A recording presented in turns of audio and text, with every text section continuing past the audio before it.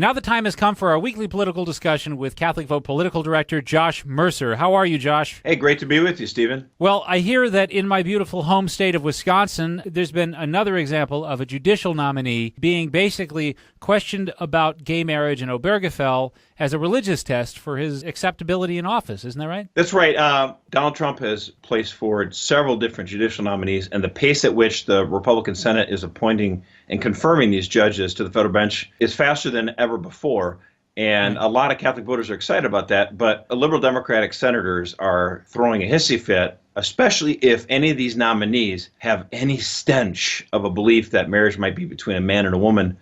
So that's what's going on right now. There's a judicial nominee. His name is Gordon Giampietro, and he's up for a judicial nomination for federal court, basically in Milwaukee, the Eastern District of Wisconsin there. And liberal Democrat Tammy Baldwin, she's a senator from Wisconsin, and she is totally up in arms over this. Human Rights Campaign and a lot of other gay organizations are attacking this nominee, basically because he believes that marriage is between a man and a woman. What's going on right now is Senator Baldwin has issued a refuse to return the blue slip, which sounds kind of crazy, but basically she's blocking this nominee. And what's going to happen now is Republicans on the Judiciary Committee have to determine whether or not they're just going to ignore her attempts to block this nominee and just move forward with the nomination. That's what Catholic Vote's recommending that the Republican senators do on the Judiciary Committee.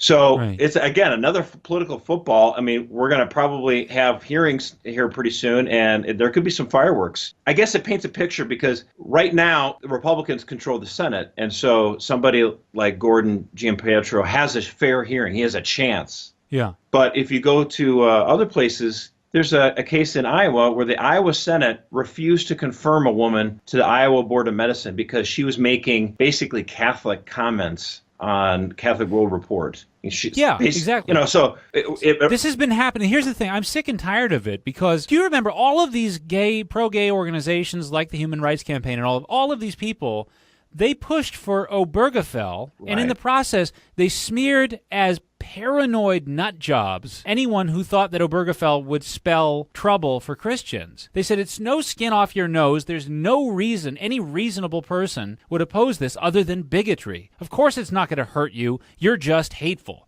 And then ever since then, every time someone runs for office, or since Trump's election, every time someone's nominated for office, this comes up. Are you for Obergefell? It's used as a religious... It's like they're proving the case that we were making and they were dismissing before Obergefell passed. But now that Obergefell's been shoved down our throats by the Supreme Court, ever since then, the law itself amounts to a religious test for public office. And it's being used that way at every opportunity, especially since the election of Donald Trump. It's unmistakable, isn't it? Right, and it's interesting that President Trump is probably the most pro-LGBT Republican ever nominated and president. Yeah. And he hasn't really, it's not like he's a great crusader for marriages between a man and a woman. No one's saying that. But what at least Donald Trump is saying, I am not going to be prejudiced against people who believe that marriage is between a man and a woman. I'm not going, if this guy's really qualified to serve on the bench, I'll nominate him.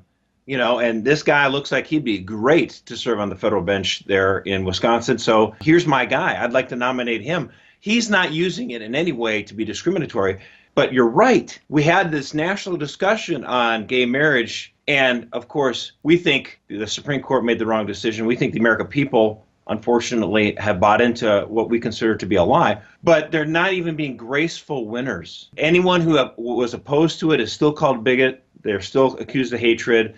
It's used as a scarlet letter on your resume. Like, wait a minute, way back then, you said that marriage was between a man and a woman. Is that your private religious belief, or are you going to try to actually do something about it? If I were totally agnostic on the issue or a libertarian on the issue of gay marriage, I would still be inclined, I would hope, to be against its use as a bully stick against against dissenters. And the fact that it's got massive approval rating with the American people would worry me even more, because I'd be like, okay, so the mob is for it. And in addition to that, the powerful are for it, and they're for using it against dissenters. That would concern me even just from a libertarian perspective if I were agnostic on the question of gay marriage. Certainly anyone who believes in freedom of thought should say, well, look, just because somebody had an opinion that was basically universally accepted for generations in this country, and they still hold on to it, what's the problem with them believing in it? But Christians who are in favor of maintaining marriage as a man and woman, one of the things that we said was, look, they keep talking about gay rights and gay marriage as if it's a shield. We just want the same legal protection as everybody else. But in fact, it's a sword. It's being used to attack.